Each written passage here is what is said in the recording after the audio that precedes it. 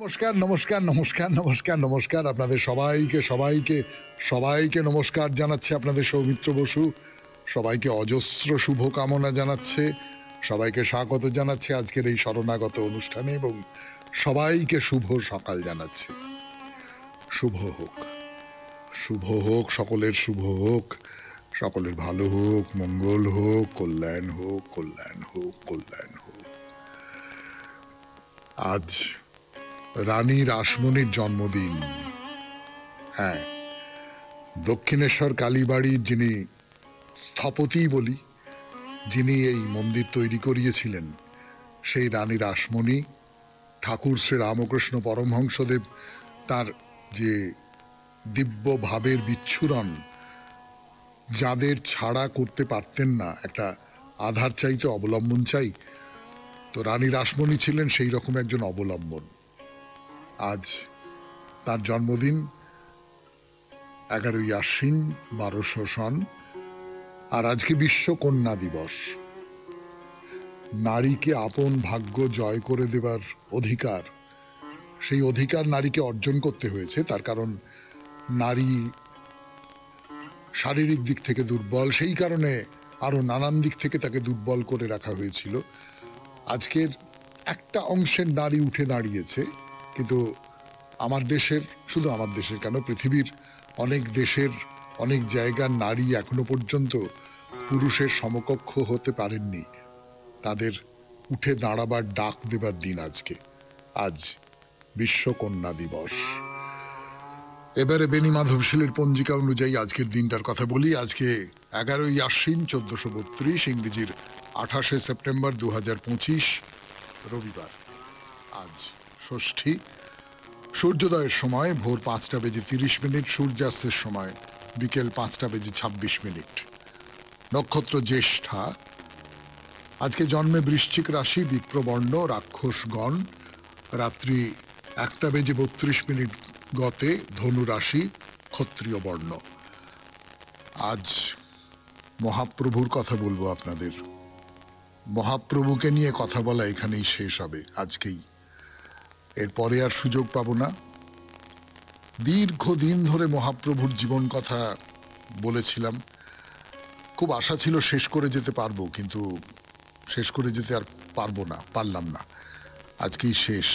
এরপরে আরো 2-4টে দিন পেলে হয়তো মহাপ্রভুর জীবন কথাটা শেষ করতে পারতাম, কিন্তু তার হলো না। 30শে সেপ্টেম্বর তারিখে আপনাদের সৌমিত্র বসু এই বিগ এফএম এর শরণাগত অনুষ্ঠান থেকে বিদায় নিচ্ছে। মহাপ্রভুর কথা যতটা বলেছিলাম তারপর থেকে শোনাই আপনাদের 92.7 বিগ এফএম এ শরণাগত অনুষ্ঠানে গানের পর। মহাপ্রভুর কথা বলবার আগে একটা সাধারণ সত্যের কথা আপনাদের একটু বলে নিই। আচ্ছা, এই যে ভালোবাসা, প্রেম, তীব্রতম প্রেম, যেটা আমরা হয়তো মহাপ্রভুর যে কৃষ্ণ প্রেম বা ঠাকুর শ্রী রামকৃষ্ণ পরমহংসদেবের যে ঈশ্বর প্রেম, বা এরকম যারা আছেন যীশু খ্রিস্টের যে ঈশ্বরের প্রতি ভালোবাসা, আমরা তার কাছাকাছি যেতে পারবো না। আমরা স্বার্থকে বাদ দিতে পারি না, আমরা সাধারণ মানুষ, আমরা সেই রকম করে। কিন্তু ভালোবাসা তো আমাদের জীবনেও আসে। আমরাও তো ভালোবাসি, কাউকে না কাউকে ভালোবাসি। আপনি আপনার নাতি বা নাতনিটিকে ভালোবাসেন, আপনি আপনার ছেলেকে মেয়েকে ভালোবাসেন, আপনার ছেলে মেয়ে আপনাকে ভালোবাসে, আপনার নাতনিটি আপনি বলতে পাগল। তো এই যে ভালোবাসা, এই ভালোবাসার মধ্যে কিন্তু কেবলমাত্র শুধুই ভালো ভালো ভালো ভালো এইটা নেই। এর মধ্যে কিন্তু একটা তর্জন গর্জন আছে, একটা রাগ আছে, একটা ক্ষোভ আছে, একটা ওই কি বলবো, যে জীবনে আর কখনো কথা বলবো না, তো খুব খারাপ বলে নিজেকে সরিয়ে নেওয়া আছে, মানে সরিয়ে নেওয়ার চেষ্টা আছে। তো এইগুলো তো আছে। হ্যাঁ, এই যে এই সমস্তটা আসে কিন্তু ভালোবাসা থেকেই। মানে আপনি যে বলছেন যে না, ওর সঙ্গে আর মিশবো না, ওর সঙ্গে আর কথা বলবো না, বলতে গিয়ে আপনার বুক ভেঙে যাচ্ছে, কষ্ট হচ্ছে, কিন্তু তবু আপনি বলছেন সেটা ভালোবাসা থেকেই। কিন্তু তার মানে আমি যাকে ভালোবাসি তার প্রতি আমার এক ধরনের একটা আকাঙ্ক্ষা আছে, একটা দাবি আছে, অধিকার বোধ আছে। এই কথাটা মনে রাখবেন। মহাপ্রভুকে বুঝবার জন্য এই কথাটা খুব দরকার। তিনি শ্রীকৃষ্ণের নামে নানান রকমের অপবাদ দিয়ে চলেছেন, একেবারে হিতাহিত বোধ শূন্য হয়ে কৃষ্ণের বিরুদ্ধে বলছেন যে তুমি দ্বিচারী, তুমি এইটা বলো ওইটা করো, আরো কত কত কত সমস্ত কর্কশ, কত বিরূপ সমস্ত কথা তিনি উচ্চারণ করছেন। এই সমস্তটা একেবারে হুবহু মিলে যাচ্ছে যে ব্রজের ভূমিতে গোপীরা যখন কৃষ্ণ নানানভাবে তাদের সঙ্গে ছলনা করেন, তখন অভিমানে কাতর হয়ে কৃষ্ণকে যেমন করে আক্রমণ করে তিরস্কার করেছেন, মহাপ্রভু ঠিক ঠিক তাদের মতন করে বলছেন, তোমার মন একরকম, তোমার আচরণ অন্যরকম, তুমি শট, তুমি কৌশলী, তোমার জন্য নারীদের সর্বনাশ হয়, এই সমস্ত কপটতা তুমি ছাড়ো, কৃষ্ণ ছাড়ো। এবং এই তীক্ষ্ণ ভাবে কৃষ্ণকে আক্রমণ করে, তাকে তিরস্কার করে তারপর আস্তে আস্তে শান্ত হয়ে গেছে। শান্ত হয়ে ভেতরের যে যে আত্মস্থ ভাব সেটা জেগে উঠেছে। কৃষ্ণের কথাই বলছেন, তবে ওই রকম করে, ওই রকম কর্কশ ভাবে, ওইরকম তিরস্কার করে বলছেন না। বলছেন যে কৃষ্ণের রূপ গুণ, তার যে বাঁশির শব্দ, সেই শব্দ যেন আকর্ষণ করে গোপীদের নিয়ে যাচ্ছে, তার নিজের স্বজন সমাজ ধর্ম সব তারা ভুলে যাচ্ছে, তারা ছুটে যাচ্ছে কৃষ্ণকে পাবার জন্যে। শুনছেন রবিবারের শরণাগত 92.7 বিগ FM এ। আমি আছি আপনাদের সঙ্গে, আপনাদের সৌমিত্র বসু। ফিরে আসছি গানের পর। গোপীরা যা বলেছিলেন তাই। গোপীরা কি বলেছিলেন? গোপীরা বলেছিলেন যে কৃষ্ণ, এই যে আমরা সমস্ত লাজ লজ্জা ভুলে গিয়ে তোমার দিকে ছুটে যাচ্ছি, তুমি তো জানো আমাদের কি অবস্থা, তা সত্ত্বেও তুমি কেন পরিহাসের ছলে কঠোর শব্দ প্রয়োগ করো? আসলে পরিহাস, উপেক্ষা, মানে যা কিছু দিয়ে মানুষ নিজের অনাদর প্রকাশ করে, নিজের আপত্তি প্রকাশ করে, আঘাত করে, সেইগুলো মহাপ্রভু সহ্য করতে পারতেন না। সেই জন্য তার খুব রাগ হয়েছে, রাগে একেবারে হিতাহিত জ্ঞান শূন্য হয়ে গেছে। কিন্তু তারপরেই আবার গোপীদের অবস্থানের কথা তার মনে পড়ছে। তিনি উত্তেজিত হয়ে কৃষ্ণকে ভৎসনা করে বলছেন, নাগর, তুমি নাগর, তুমি বলো এই জগতে যত যোগ্য নারী আছে, তোমার বাঁশির সুর তাদের কাকে না আকর্ষণ করে? এই বাঁশির ধ্বনি যেন যোগিনীর মতো দূতি হয়ে এসে সমস্ত লোকের হৃদয় হরণ করে নিয়ে চলে যাচ্ছে, করে তোমার কাছে সমর্পণ করছে। এই বাঁশির সুর আর তোমার এই বিলোল কটাক্ষ আমাদের কামস্বরে বিদ্ধ করে ধর্মপথ থেকে ছাড়িয়ে নিয়ে আসে, আমাদের লজ্জা মান ভয় সব দূর করে দেয়। আমরা কুলোত্যাগিনীর মতো তোমার কাছে এসে আত্মসমর্পণ করি। এইটা করো তুমি আমাদের। আর সেই তুমি আজকে ধার্মিক হয়ে আমাদের ধর্মজ্ঞান শেখাচ্ছ যে না, এটা করা উচিত নয়, কুলধর্ম বিসর্জন দিয়ে আমার কাছে এইভাবে চলে আসা উচিত নয়। এই কথাগুলো তুমি বলছো কৃষ্ণ, তাহলে বাঁশি বন্ধ করো, তাহলে এই বিলোল কটাক্ষ বন্ধ করো, এই হাসি বন্ধ করো, এই রূপ বন্ধ করো, নষ্ট করে দাও। আসলে অতীতে একটা ঘটনা ঘটেছিল, তখন হেমন্তকাল সবে শুরু হচ্ছে। কালিন্দীর কূলে কৃষ্ণ গোপীদের বস্ত্র হরণ করছিলেন। তখন কৃষ্ণ গোপীদের আশ্বস্ত করতে প্রতিশ্রুতি দিয়েছিলেন যে তোমরা তো আমার অর্চনা করছো, আমি তোমাদের এই যে ভালোবাসা, এই মনোবাসনা, এই সমস্তগুলোকে মেনে নিলাম, সেটা সত্য হবার যোগ্য। যাদের মন আমার উপর আবিষ্ট হয়, তাদের কামনা ওই সাংসারিক বিষয় ভোগে পরিণত হয় না। আমার শরণ নাও, আমার শরণ নিলে সংসার আর তোমাকে পর্যুদস্ত করতে পারবে না, সংসার আর তোমাকে পেড়ে ফেলতে পারবে না, সংসার আর তোমাকে আচ্ছন্ন করতে পারবে না। তোমরা সিদ্ধ হয়েছ আমাকে ভালোবেসে, এখন যাও, ব্রজে যাও। আগামী রাত্রে তোমরা আমার সঙ্গে ক্রীড়া করতে পারবে। তো গোপীরা খুব খুশি। খুশি শব্দটা বলা ঠিক হলো না হয়তো, খুব খুব আনন্দিত, উল্লসিত মনে মনে যে কৃষ্ণের সঙ্গে মিলন হবে। এবারে যখন দিন এসেছে তখন গভীর আগ্রহ নিয়ে তারা কৃষ্ণের কাছে গেছেন। কৃষ্ণ তার পূর্ব প্রতিশ্রুতির কথা মনে রেখেও সেটা ভঙ্গ করে তাদের নতুন কথা শোনালেন। কৃষ্ণ এমন একটা উদাসীন ভাব করলেন যে চৈতন্য মহাপ্রভু তিনি খুব উত্তেজিত হয়ে কৃষ্ণের আচরণের প্রতিবাদে একেবারে মুখর হয়ে উঠলেন। অভিযোগ করছেন তিনি কৃষ্ণের প্রতি। শুনছেন 92.7 বিগ এফএম এ শরণাগত। শোনাচ্ছি মহাপ্রভুর কথা, সেই সূত্র ধরে কৃষ্ণ এবং গোপীদের কথা। আরো কথা বলবার জন্য ফিরে আসছি, একটু গান শুনে নি। 92.7 বিগ এফএম এ শরণাগত অনুষ্ঠানে মহাপ্রভুর মন, এই যে প্রেম এসে তার মনকে একেবারে জারিত করে দিয়েছে, তার মনকে অধিকার করে নিয়েছে প্রেম। তার মন খুব এলোমেলো হয়ে আছে। প্রেমের যে গতি সেটা হচ্ছে ধীরে ধীরে ধীরে ধীরে মনের মধ্যে আস্তে আস্তে আস্তে আস্তে জেগে ওঠে। একদিকে তার যিনি প্রেমিক, তার যিনি দ্বৈত, যাকে তিনি ভালোবাসেন, সর্বস্ব দিয়ে ভালোবাসেন, তার তার প্রতি যে তন্ময়তা, সেই যে কৃষ্ণের প্রতি কৃষ্ণের যে মাধুর্য, সেই মাধুর্যের প্রতি তার যে তন্ময়তা, তার সমস্ত মনকে একেবারে বিদীর্ণ করে দিচ্ছে। তারপরে হয়তো খানিকটা চিন্তা করে কৃষ্ণের ভালোবাসা পাবার জন্য চেষ্টা করে তিনি বলছেন যে কৃষ্ণ কৃষ্ণ। কৃষ্ণের যে কণ্ঠস্বর সেটা যেন মনে হয় মেঘমন্দ্রিত কণ্ঠস্বর। তার যে সিঞ্জনের শব্দ আমার আমার কানের শক্তি হ্রাস করে দিয়েছে। আর কিছু শুনতে যদি না পাই তাহলে তৃষ্ণায় মরে যাব।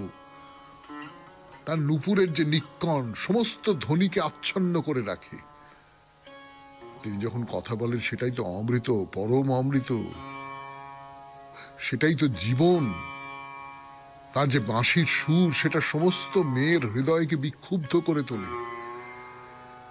এই সব যারা শুনতে পায় না তাদের জীবন বৃথা, তাদের জীবন মূল্যহীন। এইটা বলতে বলতে বলতে বলতে ক্রমশ মহাপ্রভু তার বাহ্য জ্ঞান হারিয়ে ফেলছেন। আস্তে আস্তে আস্তে আস্তে কিরকম যেন মগ্ন হয়ে যাচ্ছেন। তাকে দেখে তখন শ্রীরাধার মতো মনে হচ্ছে। শ্রীরাধা ঠিক এইরকম করে যখন প্রেম মাধুর্য আস্বাদন করতেন, তার তার তার যে পরম সুখময় অনুভূতির কথা শোনাতেন, মহাপ্রভুর মুখ দিয়ে সেই সমস্ত কথা যেন বেরিয়ে আসছে। সত্যিকারের ভালোবাসা এইরকম করে দেয়, জানেন তো। বিল্বমঙ্গলের গল্প আপনারা জানেন, সেই বিল্বমঙ্গলের ক্ষেত্রেও ঠিক তাই হয়েছিল। তো মহাপ্রভু বলছেন যে কৃষ্ণ কামদেব হয়ে আমার হৃদয়ের মধ্যে শুয়ে রয়েছেন, তার কথা আমি কি করে ছাড়ি, আমি ভুলতে পারছি না। শুনছেন মহাপ্রভুর কথা 92.7 বিগ এফএম এ শরণাগত অনুষ্ঠানে। আমি আছি আপনাদের সঙ্গে, আপনাদের সৌমিত্র বসু। গানের পর মহাপ্রভুর আপনাদের বলছি, খানিকটা বাহ্য দশা, পরক্ষণেই আবার লীন হয়ে যান, আত্মমগ্ন হয়ে যান কৃষ্ণের কথায়, কৃষ্ণের ভাবে। সেই সব কথা বলে চলেছি 92.7 বিগ এফএম এ রবিবারের শরণাগত অনুষ্ঠানে। তো একদিনের কথা বলি, মহাপ্রভু শরৎকাল, তখন সন্ধেবেলা, তার সঙ্গে অন্যরা রয়েছেন। মহাপ্রভু যেমন মাঝে মাঝে গম্ভীরা থেকে লুকিয়ে পালিয়ে যান সেই রকমটা নয়, সকলের সঙ্গে সন্ধেবেলা কাছেই একটা উদ্যান আছে, একটা বাগান আছে, সেইখানে ভ্রমণ করতে গেছেন। তো মন তো সবসময় ওরম ভাবময় হয়ে থাকে। বাগানের মধ্যে ঢুকে এদিকে ওদিকে দেখছেন। সন্ধেবেলা বলেছি আপনাদের, একেবারে পরিষ্কার আকাশ, শরৎকাল, চাঁদের আলো, সমস্ত পৃথিবী যেন চাঁদের আলোয় রূপলি গয়নায় সেজেছে। অপূর্ব লাগছে দেখতে, অপূর্ব। মহাপ্রভু বিহ্বল হয়ে আস্তে আস্তে আস্তে আস্তে বাগানের মধ্যে ঘুরে ঘুরে ঘুরে ঘুরে বেড়াচ্ছেন। তার ওই শারদ রাসের কথা মনে পড়ছে, রাস পূর্ণিমা, কৃষ্ণ গোপীদের সঙ্গে বিহার করেছিলেন, সেই সব কথা মনে পড়ছে। গুনগুন গুনগুন করে ভাগবত থেকে রাসলীলার পথ ধরে আবৃত্তি করছেন। তো তার সঙ্গী যারা আছেন তারাও পাশে রয়েছেন, এবং মহাপ্রভুর যে এই গান বা আবৃত্তি যা কিছু বলুন না কেন, সেটা শুনে তাদেরও খুব ভাল লাগছে, তারাও রসকীর্তন গাইতে আরম্ভ করলেন। তো মহাপ্রভু আবৃত্তি ছেড়ে তাদের সঙ্গে সুরে সুর মিলিয়ে কীর্তন গাইতে শুরু করেছেন। করতে করতে করতে করতে আস্তে আস্তে আস্তে আস্তে তার শরীরে নাচ চলে এলো। ভাবটা বাড়ছে বাড়ছে বাড়ছে। রাধা ভাবাবেশে বিজড়িত হয়ে তিনি কৃষ্ণের সন্ধানে একেবারে ব্যাকুল হয়ে উঠেছেন। বাগানের একদিক থেকে অন্যদিকে ছুটে ছুটে বেড়াচ্ছেন, মাটিতে পড়ে যাচ্ছেন, আবার কখনো জ্ঞান হারিয়ে অসাড় হয়ে পথেই পড়ে থাকছেন। এরকম বেশ কিছুক্ষণ চলল। তারপর আস্তে আস্তে আস্তে আস্তে আস্তে ওই যে উদ্দামতা, সেই উদ্দামতাটা শিথিল হয়ে গেল।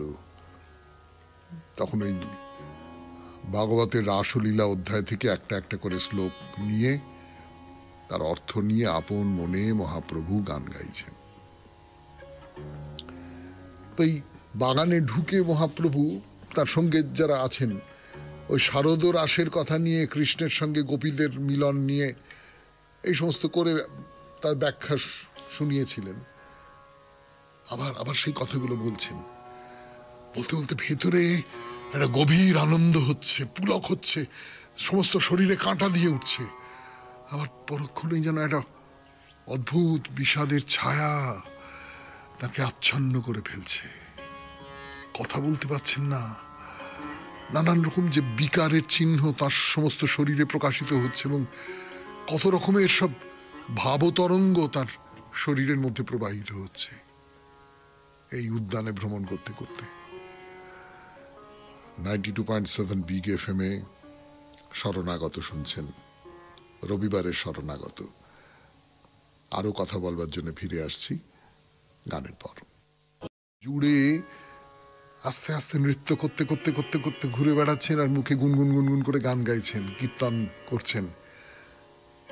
তো একটা জায়গায় এসে চুপ করে গেলেন, গিয়ে বলছেন যে শ্রীকৃষ্ণ তার যে এতক্ষণ ধরে ঘুরে বেড়াচ্ছেন সেই শ্রম দূর করবার জন্যে পরিশ্রান্ত গজরাজের মতো গোপীদের নিয়ে যমুনার জলে প্রবেশ করলেন। গোপীরা তার গায়ে জল ছিটিয়ে দিচ্ছেন, তাকে ভিজিয়ে দিচ্ছেন, আর সবাই তার দিকে তাকিয়ে রয়েছেন, ভালোবাসার চোখ নিয়ে তাকিয়ে রয়েছেন। ভাগবতে আছে এইসব কথা। তো মহাপ্রভু এই সমস্ত করছেন, আর তার সঙ্গে যারা আছেন তারা বিরক্ত করছেন, ওর কাছে যাচ্ছেন না। একটা একটা একটু দূরে দাঁড়িয়ে খুব ভালো করে মহাপ্রভুকে লক্ষ্য করছেন, তার দিকে দৃষ্টি রাখছেন, আর নিজেদের মধ্যে কথাবার্তা বলছেন, গুনগুন করে কথাবার্তা বলছেন তার মহাপ্রভুর যারা পার্ষদ তারা। তো মহাপ্রভু ওই বাগানে ঘুরতে ঘুরতে ঘুরতে ঘুরতে একসময় উদ্যানের মধ্যেই একটা জায়গা আছে জুঁই ফুলের বাগান, সেখানে চলে গেছেন। এই যে জুঁই ফুলের বাগান, সেইটা শেষ হচ্ছে সমুদ্রের ধারে গিয়ে। সেখানে ওই নৃত্য করতে করতে যাচ্ছেন, গিয়ে একেবারে সেই জুঁই ফুলের যে বাগান তার একেবারে শেষ প্রান্তে দাঁড়িয়ে সামনে দেখছেন উন্মুক্ত নীল জলরাশি। কৃষ্ণ, ওই কি কৃষ্ণ? ওই তো যমুনা, হ্যাঁ ওই তো যমুনা। বৃন্দাবনের উদ্দীপনে মন আকৃষ্ট হয়ে উঠেছে। আপনারা কল্পনা করবার চেষ্টা করুন, জ্যোৎস্নার রাত,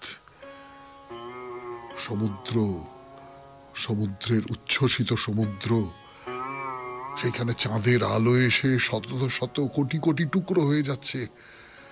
মহাপ্রভু সেইখানে ওই ওই যমুনা, ওই যমুনা, দৌড়ে গিয়ে সমুদ্রে ঝাঁপ দিলেন। সেখানে তো সঙ্গী সাথী কেউ নেই, কেউ তার সঙ্গে নেই। কেউ লক্ষ্য করেনি মহাপ্রভু সেই ফুলবাগানের শেষে গিয়ে ওই সমুদ্রের ধারে উপস্থিত হয়েছেন। সঙ্গীরা কিচ্ছু জানতে পারল না। শুনছেন রবিবারের শরণাগত, মহাপ্রভু শরণাগত। 92.7 বিগ এফএম এ আমি আছি আপনাদের সঙ্গে, আপনাদের সৌমিত্র বসু। আপনাদের চৈতন্যদেব যমুনা ভেবে সমুদ্রের জলে ঝাঁপ দিয়েছেন। সঙ্গীরা কিচ্ছু জানেন না, তারা নিজেদের মধ্যে কথা বলছেন। শ্রী চৈতন্যদেবের কথাই বলছেন। শ্রীকৃষ্ণ চৈতন্যদেব ওই কৃষ্ণের যে জলক্রীড়া বিলাসের কাহিনী বলেছিলেন সেইগুলো নিয়ে নিজেদের মধ্যে কথা বলছেন। কি হলো? অনেকক্ষণ ধরে মহাপ্রভুকে দেখতে পাচ্ছি না, অনেকক্ষণ ধরে। কোথায় গেলেন মহাপ্রভু? কোথায় গেলেন? তো স্বরূপ এবং সঙ্গীরা উদ্যানে দাঁড়িয়ে জটলা করছিলেন, সেখান থেকে দর্শন না পেয়ে কোথায় গেলেন তাহলে? কোথায় গেলেন? বাগানের কোনায় কোনায়, তার পাশের অঞ্চলে নানান জায়গায় খোঁজ করছেন, কোথাও সন্ধান পাওয়া গেল না। কি হলো? কোথায় গেলেন তাহলে? বাগানের মধ্যেই কোথায় তিনি যেতে পারেন? জগন্নাথ মন্দিরে চলে গেছেন, কিংবা অন্য কোথাও চলে গেছেন, কিংবা আচ্ছা আচ্ছা এমন তো হতে পারে যে নরেন্দ্র সরোবরে বা চটক পাহাড়ে চলে গেছেন, কি গুন্ডিচা মন্দিরে চলে গেছেন, বা আরো আরো দূরে কোথাও চলে গেছেন, কোণার্কের মন্দিরে চলে। কেউ কিচ্ছু বুঝতে পারছে না, সবাই খুব বিহ্বল হয়ে পড়েছে। আচ্ছা একটা কাজ করা যাক, আমরা সবাই মিলে ভাগ হয়ে যাই। হ্যাঁ, সবাই মিলে নানান দিকে ছড়িয়ে পড়ে দেখি মহাপ্রভু কোথায় গেলেন। তার স্বরূপের নেতৃত্বে একদল সমুদ্র তীর ধরে হাঁটতে হাঁটতে কোণার্কের দিকে যাচ্ছেন। অনেকটা পথ পার হয়ে এসছেন। রাত গভীর থেকে গভীরতর হচ্ছে, কিন্তু মহাপ্রভুর সন্ধান পাওয়া যাচ্ছে না। তিনি বেঁচে আছেন তো?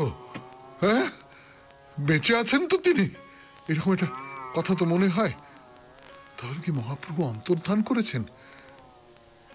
সকলে গুমড়ে কাঁদছেন। তার স্বরূপ সারা রাত ধরে খুঁজছেন, তার সঙ্গীদের নিয়ে সারা রাত ধরে করতে করতে ক্লান্ত হয়ে পড়েছেন। তবু না না, ক্লান্ত হয়ে পড়লে তো চলবে না, খুঁজে বার করতে হবে তাকে, যে করে হোক খুঁজে বার করতে হবে। সমুদ্রের ধার ধরে এগিয়ে চলেছেন, অনেক দূর চলে এসেছেন। হঠাৎ দূর থেকে দেখলেন একটা জেলে, হ্যাঁ, কাঁধে জাল নিয়ে একবারে পাগলের মতো ছুটে ছুটে আসবার চেষ্টা করছে, কিন্তু ছুটতে পারছে না। যতটা সম্ভব দ্রুত হাঁটতে হাঁটতে তাদের দিকে আসছে। তার পা এলোমেলো হয়ে পড়ছে, স্খলিত হয়ে যাচ্ছে। সে কখনো হাসছে, কখনো কাঁদছে, কখনো বলছে হরি বল, হরি বল, হরি বল। কি হলো? কি হলো? শুনছেন মহাপ্রভু শ্রী চৈতন্যদেবের কথা। 92.7 বিগ এফএম এ শরণাগত অনুষ্ঠানে আরো কথা বলবার জন্য ফিরে আসছি গানের পর। এলাম 92.7 বিগ এফএম এ শরণাগত অনুষ্ঠানে। জেলের কথা বলছিলাম।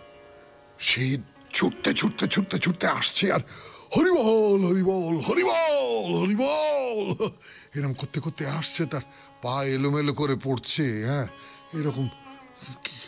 তো স্বরূপ দৌড়ে গেছেন তার কাছে। কি বলছেন? কি হলো তোমার? এমন দশা হলো কেন? তুমি কি এই পথে কাউকে যেতে দেখেছো? বলো বলো বলো বলো, আমাদের বলো। জেলের মন কিরকম যেন অবসাদে ভরে গেছে, কিরকম বিভ্রান্ত। হ্যাঁ, তা ভয় করছে কখনো। তখন দেখছে সামনে কয়েকজন লোক একটু সাহস হয়েছে, তো বললো যে না, আমি তেমন কাউকে আসতে দেখিনি, তবে আমি সমুদ্রে জাল ফেলে মাছ ধরছিলাম। একসময় জাল তুলতে গিয়ে বুঝতে পারলাম তাতে বড় মতন কিছু একটা আটকে আছে। জাল ভারী হয়ে উঠেছিল, বড় মাছ আটকেছে ভেবে মনে খুব আনন্দ হলো। জাল টেলে তুললাম, কিন্তু তাতে দেখলাম একটা মৃতদেহ আটকে আছে। আমি খুব ভয় পেয়ে গেলাম। জাল থেকে মরা শরীরটা ছাড়াবার সময় যখন তার দেহে আমার ছোঁয়া লেগেছে, আমার মনে হলো আগুনের ফুলকির মতো একটা কিছু আমার শরীরে প্রবেশ করে খুব জ্বালা হচ্ছে, আর শরীরে কি একটা অদ্ভুত অদ্ভুত কি একটা হচ্ছে, অদ্ভুত কি একটা। চোখ দিয়ে জল পড়ছে, কাঁদছে সে। আমি আমি এমন এমন অবস্থায় কি করবো কিচ্ছু বুঝতে পারছিলাম না। আমার খুব ভয় হলো, কি ভূত না ব্রহ্মদৈত্য না কি এক্ষুনি আমার আমার শরীরের মধ্যে যদি প্রবেশ করে। তার শরীরের আকৃতিও দেখলাম খুব অদ্ভুত, প্রায় 5-7 হাত লম্বা, হাত পাগুলো খুব লম্বা লম্বা, আর শরীরের চামড়ার নিচের অস্থিগুলো সব আলগা হয়ে গিয়ে নড়বড় নড়বড় করছে। আমি আমি খুব ভয় পেয়ে গেছি। আমি শুনছেন রবিবারের শরণাগত 92.7 বিগ এফএম এ। আমি আছি আপনাদের সঙ্গে, আপনাদের সৌমিত্র বসু। মৃতদেহ, কিন্তু অদ্ভুত দেখতে সেই মৃতদেহ, এবং তার মনে হচ্ছে যে সে, তার চোখ দুটো খোলা আছে আর মুখ দিয়ে কিরকম একটা ঘর ঘর করে আওয়াজ হচ্ছে। তার জন্য মনে হলো প্রাণটা হয়তো এখনো তার শরীরে রয়েছে, কিন্তু কিন্তু কোনো কোনো কোনো জ্ঞান নেই, কোনো বোধ নেই। আমি নিজের চোখে দেখেছি, হয়তো ভূতকে স্পর্শ করেছি, সেই জন্য আমার ওপর সে ভর করেছে। আর আমার মুখ দিয়ে কেবল হরিবল হরিবল হরিবল বেরোচ্ছে। বলতে বলতে সে হাউ হাউ করে কেঁদে উঠলো, বললো আমি মরে যাবো, আমি মরে গেলে আমার বউ বাচ্চার কি হবে। হ্যাঁ, আমি আমি ওঝার কাছে যাচ্ছি, দেখি কি হয়। আমি প্রত্যেকদিন ভোরবেলা তো একাই এই নির্জন জায়গায় মাছ ধরতে আসি, নৃসিংহদেবের নাম মনে করে বেরোই, কখনো কোনো বিপত্তি হয় না। আজ আমার কি অবস্থা হলো। আজকেও তো আমি ভগবানের নাম স্মরণ করে বেরিয়েছি, বিপদের সময় ভগবানের নাম নিয়েছি, আমাকে কি যেন চেপে ধরছে। কি কি করবো? আপনারা ওদিকে যাবেন না, আপনাদের ঘাড়েও চেপে বসতে পারে। স্বরূপ সব কথাগুলো মন দিয়ে শুনলেন। স্বরূপ স্বরূপ বুঝতে পারছেন এর সঙ্গে মহাপ্রভুর অদর্শন কোনোভাবে জড়িয়ে রয়েছে। মহাপ্রভুকে দেখেছে ও, মহাপ্রভু তার দিব্য স্পর্শে জেলের মনের মধ্যে ভাবের আবির্ভাব হয়েছে। তো স্বরূপ বললেন, শোনো শোনো, তুমি ভয় পেও না, আমি একজন ওঝা। হ্যাঁ, আমি একজন ওঝা, আমিও ভূত ছাড়াতে জানি। বলে মানে জেলেকে তো বিশ্বাস করাতে হবে কথাগুলো, সেই জন্য একটা দুটো মন্ত্র ইত্যাদি পাঠ করলেন। জেলের মাথায় 3টে চাপড় মেরে বললেন, দেখো ভূত পালিয়ে গেছে, এবার শান্ত হও, তোমার আর কোনো ভয় নেই। তো একটা জিনিস দেখুন, ওই রকম একটা বিপদের সময় মানে আমি আপনি কি ভাবছি, আপনি ভাবছি স্বরূপ আর কোনো বাক্যব্যয় না করে ওখানে দৌড় দেবেন, বা তার সঙ্গী সাথীরা সকলে দৌড় দেবেন। কিন্তু দৌড় দিয়ে কোথায়, অন্ধকারের মধ্যে তাকে যদি দেখতে না পাই, জেলেকে নিয়েই তো যেতে হবে। কিন্তু জেলেকে নিয়ে যাবেন কি করে, জেলে তো ভয় পেয়ে গেছে। তখন তাকে ওই সমস্ত বলে মানে খানিকটা শান্তটান্ত করে, তো স্বরূপেরও একটা ব্যক্তিত্বের প্রভাব রয়েছে, তার ব্যবহারে জেলে খুব মুগ্ধ হয়েছিল। তো তারও মনে হলো হ্যাঁ হ্যাঁ হ্যাঁ, এই তো, না না, আর তো ভূত নেই, হ্যাঁ চলে গেছে। তো স্বরূপ বলছেন যে, শোনো, তুমি যাকে ভূত বলে মনে করেছ, তিনি ভূত নন, তিনি পরমেশ্বর ভগবান শ্রীকৃষ্ণ চৈতন্যদেব। তিনি প্রেমের আতিশয্যে সমুদ্রে ঝাঁপ দিয়েছিলেন, তুমি তাকে তোমার জালে তুলেছ, তাকে স্পর্শ করেছ তুমি, সেই জন্যে তোমার মনের মধ্যে কৃষ্ণ প্রেম জেগে উঠেছে। কিন্তু তুমি তো তাকে ভূত বলে মনে করেছিলে, সেই জন্য তুমি ভয় পেয়ে গেছো। চলো আমার সঙ্গে চলো, আমাকে তুমি দেখাবে, চলো কোথায় তুমি রেখে এসেছো, চলো চলো আমার সঙ্গে চলো। তো জেলে তো প্রচন্ড ভয় পেয়ে গেছে। ও স্বরূপ যতই বলুন ওইখানে আবার যেতে হবে ফিরে, এইটা তো সে কিছুতেই বলছেন, না না না না, তুমি তুমি না তুমি তুমি তুমি যার কথা বলছো সেই সেই শ্রীকৃষ্ণ চৈতন্যদেব মহাপ্রভু, তাকে আমি বহুবার দেখেছি, তিনি এ নন, এর আকার আকৃতি সব বিভৎস রকমের। কিন্তু স্বরূপ তাকে কিছুতেই ছাড়বেন না। চলো চলো চলো, কিচ্ছু হবে না, চলো চলো। শেষ পর্যন্ত জোর করে নিয়ে গেলেন। তো জেলে বলল যে না, আমি ওই কাছে যাব না, ও বাবা আমি ওর কাছে যাব না, আমি আমি আমি দূর থেকে ওই যে ওই যে ওই যে ওই যে ওইখানে ওইখানে ওইখানে। মহাপ্রভুর কথা শুনছেন রবিবারের শরণাগত অনুষ্ঠানে। 92.7 বিগ এফএম এ আমি আছি আপনাদের সঙ্গে, আপনাদের সৌমিত্র বসু। স্বরূপ দূর থেকে দেখলেন এবং অন্যরাও দেখলেন যে হ্যাঁ, মহাপ্রভু। 92.7 বিগ এফএম এ শরণাগত অনুষ্ঠান আজকে এখন শেষ পর্ব। মহাপ্রভুকে দেখেই দ্রুত স্বরূপ তার কাছে গেছেন, গিয়ে তাকে দেখছেন, একেবারে অপলক দৃষ্টিতে তার দিকে তাকিয়ে রয়েছেন। বালুকা চরে, নীলাচলে বালির ওপর পড়ে রয়েছেন মহাপ্রভু। তার সমস্ত শরীর বালির আস্তরণে ঢাকা পড়ে গেছে, ফ্যাকাশে হয়ে গেছে, শরীরের চামড়া সব কুঁচকে গেছে, বিভৎস চেহারা। স্বরূপের দুটো চোখ জলে ভরে উঠল। তিনি বারবার মহাপ্রভুর গায়ে হাত দিচ্ছেন, স্পর্শ করছেন। দেহে প্রাণটা আছে তো, প্রাণটা আছে তো। হয়তো খানিকটা নিশ্চিন্ত হয়েছেন।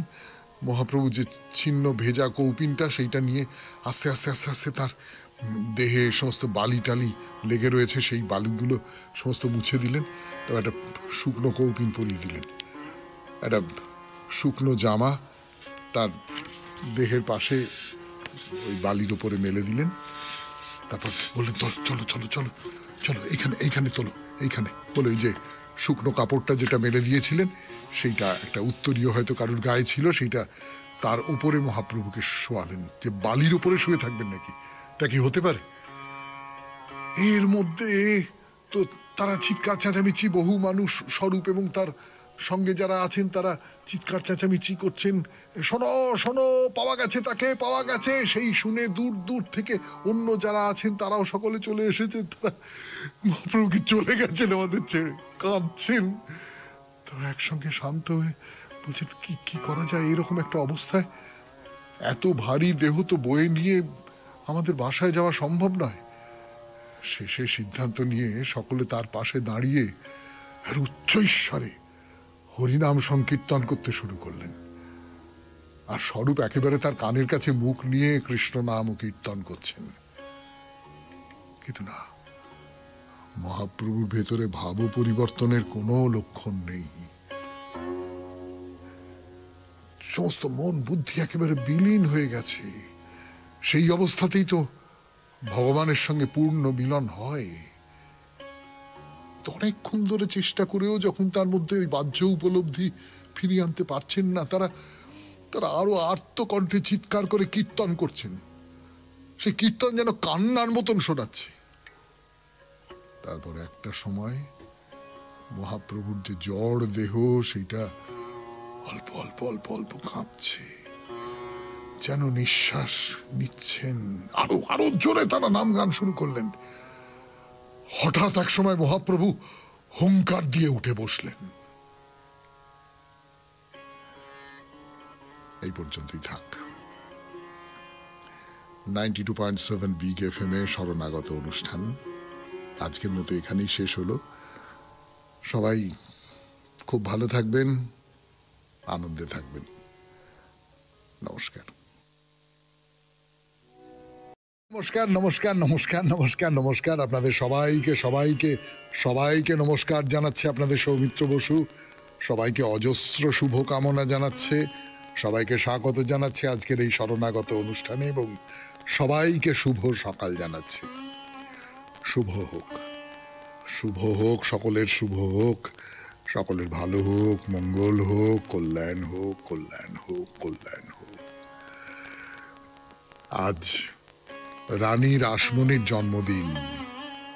হ্যাঁ, দক্ষিণেশ্বর কালীবাড়ির যিনি স্থপতি বলি, যিনি এই মন্দির তৈরি করিয়েছিলেন, সেই রানী রাসমণি ঠাকুর শ্রী রামকৃষ্ণ পরমহংসদেব তার যে দিব্য ভাবের বিচ্ছুরণ যাদের ছাড়া করতে পারতেন না, একটা আধার চাইতে অবলম্বন চাই, তো রানী রাসমণি ছিলেন সেই রকম একজন অবলম্বন।